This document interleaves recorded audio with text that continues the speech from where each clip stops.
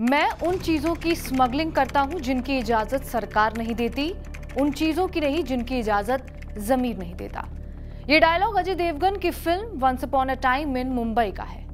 इस फिल्म में अजय देवगन ने मुंबई के पहले अंडरवर्ल्ड डॉन का किरदार निभाया था, जब मुंबई में माफिया राज था और सपनों का शहर माफियों का अड्डा बन गया था। गैंग वॉर, स्मगलिंग, अवैध वसूली, पावर की लड़ाई, मुंबई में अपराध की दुनिया का दायरा बढ़ता ही जा रहा था, जिससे आम लोगों का जीना मुश्किल हो गया था। बड़े बड़े राजनेता, एक्टर्स, प्रोड्यूसर्स पर मौत की तलवार हमेशा लटकती रहती थी। लेकिन पिछले कुछ समय से मुंबई शांत था, ना ही कोई गैंगवार और ना ही कोई खून खराबा। मुंबई के माफिया की वो कुर्सी खाली पड़ी हुई थी, लेकिन अब ऐसा लग रहा है कि मुंबई की उस माफिया कुर्सी पर लॉरेंस बिश्नोई बैठना चाहता है। हाल ही में मुंबई में एनसीपी लीडर बाबा सिद्दीकी की गोली मारकर हत्या कर दी गई, ठीक उसी तरह जिस तरह टी सीरीज म्यूजिक कंपनी के मालिक गुलशन कुमार को मारा गया था। लेकिन देश की इस माया नगरी ने पिछले कुछ सालों में कई हत्याएं देखी हैं, फिर चाहे वो जेल में बम से उड़ाना हो या फिर घर में टीवी देख रहे राजनेता की हत्या हो। कितना पुराना है ये मुंबई का अंडरवर्ल्ड और कौन कौन से मशहूर लोग इनके आड़े आकर अपनी जान गंवा बैठे हैं, जानेंगे इस वीडियो में। नमस्कार, मेरा नाम है रिया शर्मा और आप देख रहे हैं टीवी 9 डिजिटल। शुरुआत करते हैं मुंबई के पहले अंडरवर्ल्ड डॉन से। 8 साल की उम्र में ये शख्स मुंबई आया और फिर साइकिल की दुकान खोली और फिर डॉक पर कुली बन गया। नाम था हाजी मस्तान। शुरुआती सालों में फिल्मों का हद से ज्यादा शौकीन और फिर मुंबई में सोने की स्मगलिंग के धंधे पर हाजी मस्तान का कब्जा हो गया।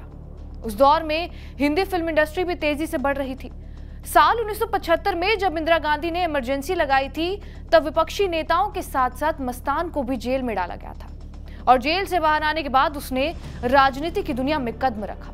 जब पार्टी बनाई तो उसका प्रचार करने के लिए सायरा बानो से लेकर दिलीप कुमार तक कई फिल्म स्टार्स उतरे। सफेद मर्सिडीज, सफेद सूट, कलाई में विदेशी घड़ी और सिगरेट पकड़े वो फिल्म इंडस्ट्री की हर पार्टी में नजर आता था। फिल्म में किस हीरोइन या हीरो को कास्ट किया जाएगा, ये मस्तान तय करने लगा था। एक बार उसे तस्करी के मामले में गिरफ्तार किया गया, जिसके बाद उसने इन सब चीजों से संन्यास ले लिया और दाऊद को अपना राइट हैंड बना दिया। हाजी मस्तान के साथ और भी लोग शामिल थे, जैसे कि अयूब लाला, करीम लाला और यूसुफ पटेल। अब बात करीम लाला की। करीम लाला मुंबई का शुरुआती डॉन था। अफगानिस्तान में जन्मा लाला 1930 के दशक में मुंबई आया और शुरुआत में शहर के व्यस्त मनी लैंडिंग बाजार में उसने काम किया। समय के साथ उसने अपनी पहुंच बढ़ाई और अवैध जुआ और प्रोटेक्शन रैकेट्स का एक प्रमुख खिलाड़ी बन गया। धीरे धीरे उसके पठान गैंग ने शहर के तस्करी का एक बड़ा हिस्सा, खासकर कि दक्षिण मुंबई को अपने कब्जे में ले लिया। वास्तव में देखा जाए तो करीम लाला ने ही मुंबई के अंडरवर्ल्ड को तस्करी के जरिए पैसे कमाने का रास्ता दिखाया था। उसकी इमेज रॉबिन हुड जैसी थी। वो अपनी संपत्ति का एक हिस्सा जरूरतमंदों में बांटता था और उसके जरिए मुंबई पर उसने अपनी पकड़ बनाई हुई थी। इनके साथ ही क्राइम वर्ल्ड में एंट्री होती है दाऊद की। दाऊद की गैंग का नाम डी गैंग था। 1980 तक आते आते शहर का सबसे पावरफुल गैंगस्टर दाऊद बन गया था और उसने करीम लाला से लेकर सभी बड़े बड़े डॉन्स को पीछे छोड़ दिया था। सोने और इलेक्ट्रॉनिक्स की तस्करी तक हर चीज में उसका नाम आता था। साल 1993 में हुए मुंबई ब्लास्ट में भी उसका नाम आया और फिर देश की जांच एजेंसियां उसे ढूंढने लग पड़ी थी। माना जाता है कि भारत से भागकर दाऊद ने पाकिस्तान में शरण ली है और वो अब वहीं से अपने नेटवर्क को चलाता है। छोटा राजन का नाम तो आपने सुना ही होगा। नहीं भी सुना हो तो आपने नेटफ्लिक्स पर एक सीरीज देखी होगी, स्कूप, जिसको रिलीज से रोकने के लिए छोटा राजन ने याचिका भी दायर की थी। दरअसल छोटा राजन मुंबई में मौजूद अपराध सिंडिकेट का मालिक था। 1993 के मुंबई ब्लास्ट के बाद दाऊद और छोटा राजन दोनों के बीच में दुश्मनी हो गई थी। इसके अलावा एक अंडरवर्ल्ड का डॉन ऐसा भी था जिसने एक नई तरह से शुरुआत की। नाम था अरुण गवली। अपराध से राजनीति में एंट्री मारी। गवली ने 1980 के दशक में अमर नायक गैंग के साथ अपराध की दुनिया में कदम रखा और फिर अपना खुद का गैंग बनाया और सेंट्रल मुंबई के बायकुला, परेल, सात रास्ता और लालबाग जैसे इलाकों में अपनी पहचान बनाई। ये डैडी के नाम से मशहूर था। ये तो हमने आपको बताया मुंबई के अंडरवर्ल्ड डॉन्स के बारे में। अब आप ये भी जान लीजिए कि किन किन लोगों की हत्याओं का खेल उस समय रचा गया था। सबसे पहला नाम तो गुलशन कुमार का ही है। 12 अगस्त 1997 को सुबह करीब 10:30 बजे टी सीरीज के मालिक गुलशन कुमार जीतनगर में एक मंदिर में दर्शन करने आए थे। उत्तर प्रदेश सरकार द्वारा मुहैया कराया गया उनका बॉडीगार्ड गायब था। कुमार को पहले से ही अंडरवर्ल्ड से 2 धमकी भरे कॉल्स आ चुके थे, क्योंकि उन्होंने डी कंपनी को 10 करोड़ रुपए देने से इनकार कर दिया था। उस सुबह जब गुलशन कुमार मंदिर से बाहर निकले तो वह अकेले थे। आदिल मोहम्मद खान आगे आया और कुमार को गोली मार दी। घायल कुमार ने अपने हमलावरों से भागने की पूरी कोशिश की, जिन्होंने कुमार को मारने से पहले ही भीड़ को तितर-बितर करने के लिए हवा में गोलियां चलाई। ये लोग किराए के हथियारे थे और वो इलाके को जानते थे, क्योंकि उन्होंने कुमार पर हमला करने से पहले 1 महीने तक इलाके की टोह ली थी। इसके बाद नाम आता है बिल्डर्स प्रदीप जैन और ओम प्रकाश कुकरेजा का।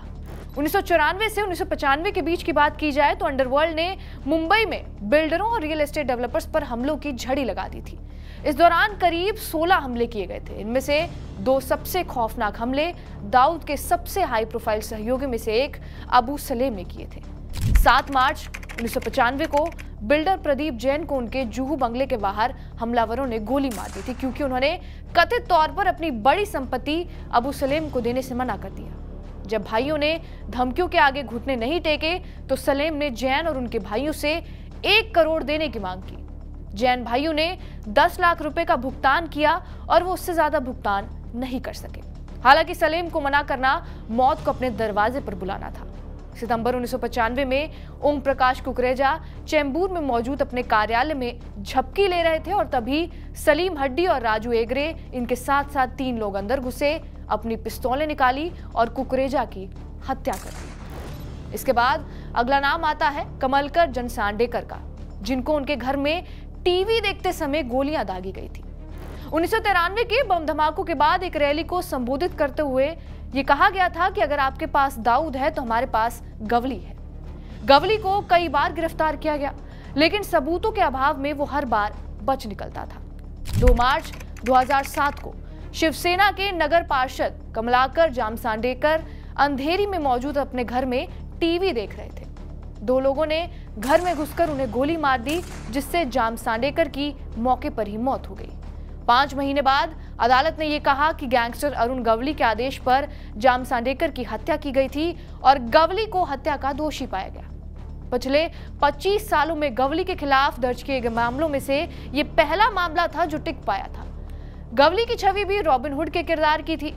गर्व से मराठी होने के कारण गवली को दाऊद के मुस्लिम गिरोह से लड़ने वाले हिंदू डॉन के रूप में पेश किया गया था।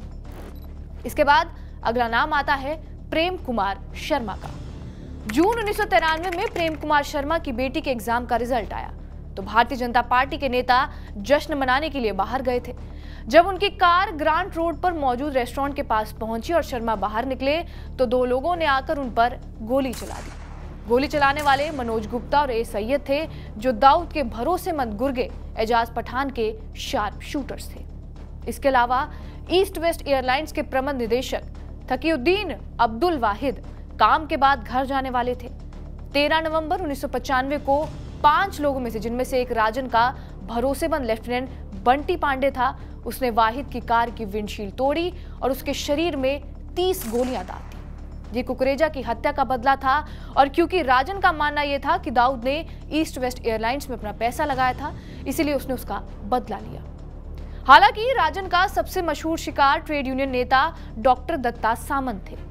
सामंत 1982 में ग्रेट बॉम्बे टेक्सटाइल स्ट्राइक से मशहूर हुए थे। 16 जनवरी 1997 को 64 साल के सामंत की पंतनगर में मौजूद उनके कार्यालय जाते समय हत्या कर दी गई। 4 लोगों ने सामंत की जीप पर अंधाधुंध गोलीबारी की, जिसमें उनकी मौत हो गई और उनका ड्राइवर घायल हो गया। ये मुंबई के इतिहास में ट्रेड यूनियन कंपटीशन के सबसे हिंसक मामलों में से एक था। सामंत की हत्या में राजन की संलिप्तता तब साबित हुई जब 2000 में अदालत ने सामंत की हत्या के लिए उसके गिरोह के 3 सदस्यों को दोषी ठहराया। तो ये हमने आपको बताया कैसे मुंबई में माफिया डॉन का उदय हुआ, कौन कौन से लोगों की इन्होंने हत्याएं करवाई। बहरहाल आपका इस वीडियो पर क्या कुछ कहना है हमें कमेंट बॉक्स में जरूर बताएं। बाकी देश और दुनिया की तमाम बड़ी खबरों के लिए बने रहे हमारे साथ TV9 डिजिटल पर।